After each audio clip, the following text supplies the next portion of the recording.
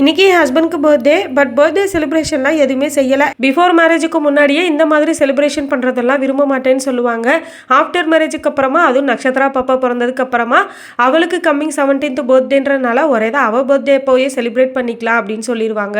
அதனால அவங்களுக்கு பிடிச்ச மாதிரி ஏதாவது ஸ்வீட் ரெடி பண்ணலான்னு ரவா அல்வா தான் ரெடி பண்ணியிருந்தேன். அவங்களுக்கு ரவா அல்வானா ரொம்ப பிடிக்கும். மார்னிங் ஏர்லியராகவே கிளம்பி டியூட்டிக்கு போயிட்டாங்க. மதியம் போல தான் வந்தாங்க. அவங்க வர்ற டைமில் தான் நான் செஞ்சு வச்சிருந்தேன். அவங்க வீட்டுக்கு வந்ததுமே நக்ஷத்ரா பாப்பாவுக்கு ட்ரெஸ் வாங்கிட்டு வந்துடலாம்னு சொல்லி கடைக்கு கூட்டிட்டு வந்துட்டாங்க. பாப்பாவுக்கு ட்ரெஸ் வாங்குறதுக்காக நாங்க இன்னைக்கு டி நகருக்கு தான் வந்திருந்தோம். வந்ததுமே அவளுக்கு ஃபர்ஸ்ட் ட்ரெஸ் எடுத்துட்டு அதுக்கப்புறம் அவளுக்கு ரெயின் கோட் இல்ல. எங்க 2 பேருக்கும் ரெயின் கோட் இருக்கு. பாப்பாவுக்கு மட்டும் ரெயின் கோட்டே இல்ல. அதனால இன்னைக்கு அவளுக்கு ரெயின் கோட்டும் வாங்கிட்டு கிளம்பிட்டோம்.